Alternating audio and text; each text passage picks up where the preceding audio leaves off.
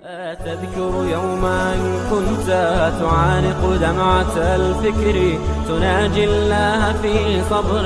میں آتا ہے کہ جب حضرت علی مرتضیٰ رضی اللہ تعالی عنہ پیدا ہوئے تو وہ آنکھیں نہیں کھول رہے تھے.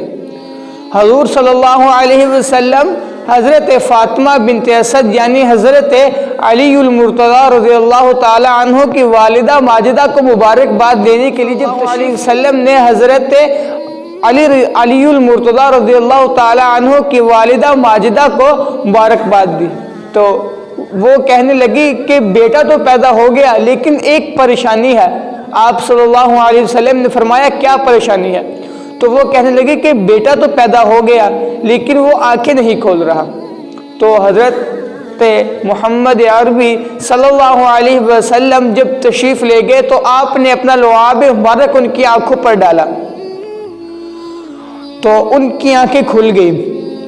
اور جب سب سے پہلے آنکھیں حضرت علی المرتضیٰ رضی اللہ تعالی عنہ نے کھولی اور جو سب سے پہلا چہرہ دیکھا وہ رحمت دو جہاں پیغمبروں کا سردار امام الانبیاء صلی اللہ علیہ وسلم کا تھا. اللہ اکبر، قربان جائیں حضرت علی المرتضیٰ رضی اللہ تعالی عنہ کی آنکھوں پر جنہوں نے دنیا میں آ کر سب سے پہلا چہرہ دیکھا تو آقا صلی اللہ علیہ وسلم کا. اللہ اکبر. پھر حضرت علی رضی اللہ تعالی عنہ نے پورا بچپنا آپ صلی اللہ علیہ وسلم کی صحبت میں گزارا.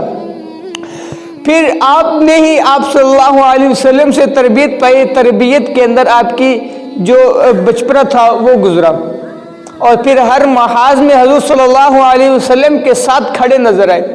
اور پھر جب اللہ تعالیٰ کے حکم سے حضرت محمد ہمارے اور آپ کے آقا صلی اللہ علیہ وسلم نے جب اعلان نبوت کیا تو حضرت علی المرتضیٰ رضی اللہ تعالی عنہ نے اپنا نام سر فہرست لکھوایا.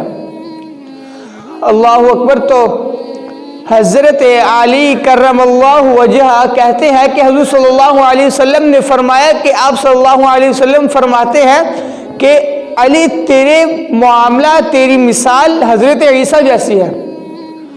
ان حضرت عیسیٰ کا معاملہ یہ ہے کہ ان کے ساتھ دو لوگوں کا معاملہ ہوا. ایک وہ جو آپ سے محبت کرتے تھے اور وہ محبت میں اتنے گزر گئے، وہ محبت میں اس قدر تجاوز کر گئے کہ وہ آپ کو اللہ کا بیٹا قرار دے دیا. استغفر اللہ. اور دوسرے وہ طبقہ جو آپ کے ساتھ بغض رکھتا تھا اور بغض رکھنے کی وجہ سے اس قدر تجاوز کر گیا کہ وہ آپ کو قتل کرنے پر آمادہ ہو گیا. وہ آپ کو قتل کرنے کے گھر سے نکل پڑے. تو آپ صلی اللہ علیہ وسلم فرماتے ہیں کہ علی تیرا معاملہ بھی یہی ہے.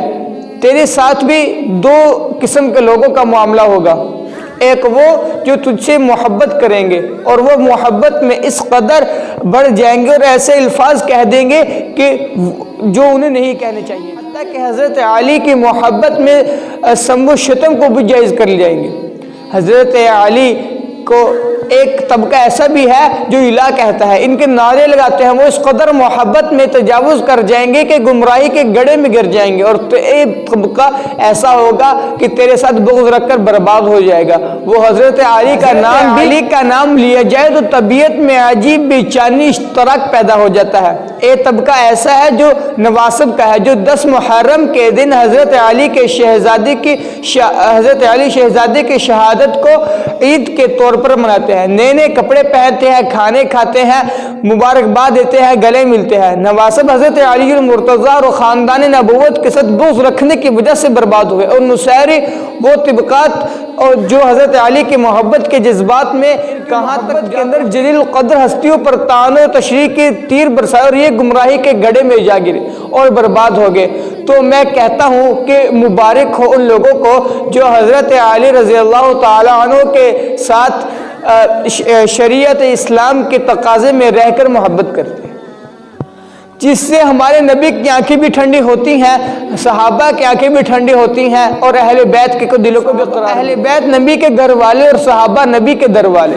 ہم کہتے ہیں کہ گھر والوں تمہیں بھی سلام ہو اور در والوں تمہیں بھی سلام.